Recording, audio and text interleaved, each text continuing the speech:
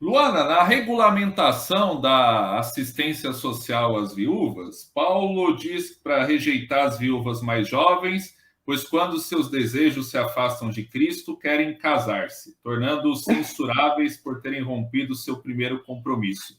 Mas logo depois ele diz que deseja que as jovens viúvas se casem, criam filhos, dirijam sua casa e não deem a ocasião ao adversário.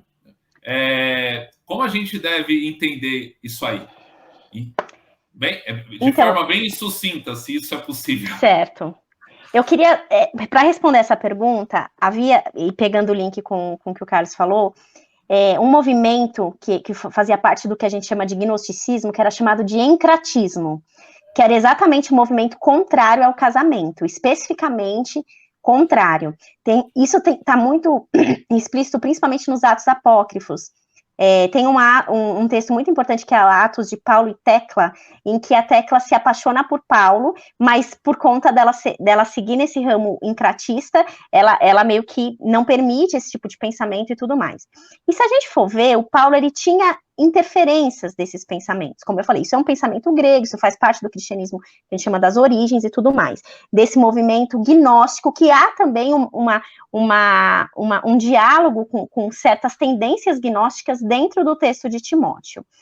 Então, a postura do Paulo é: eu sou celibatário. Se as pessoas conseguirem ser como eu, maravilha. Sirvam ao Senhor sem impedimentos carnais. Porém, se você não consegue viver assim, então é melhor que você se case a viver abrasado. Isso ele vai dizer em outros textos. E eu acho que um pouco disso aqui é nessa característica. Assim, a viúva mais velha, ela não vai casar de novo. Então, ela vai ter que, se ela tiver família, ela vai receber assistência da família. Se a família não pode dar assistência, então essa viúva vai receber da igreja, depois de um relatório e tudo mais, se ela é boa, se ela não é maledicente, se ela não é fofoqueira, se ela não é, né, tem um ritual não, tem tipo uma pesquisa para saber se ela vai poder ou não receber, ter mais de 60 anos e tudo mais.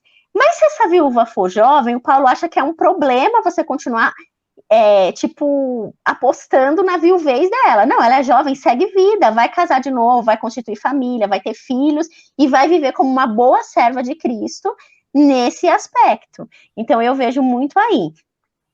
Nesse sentido, eu não vejo muito contrassenso, assim, tipo, quem quiser permaneça celibatário. Esse é o caminho que eu acho melhor. Mas se você não tem essa vocação, então que você case. E no caso da viúva jovem, é muito melhor ela refazer a vida dela do que ela continuar viúva pro resto da vida, dependente da igreja, até por uma questão econômica, né? Porque se ela é jovem, ela vai ficar dependente por mais tempo.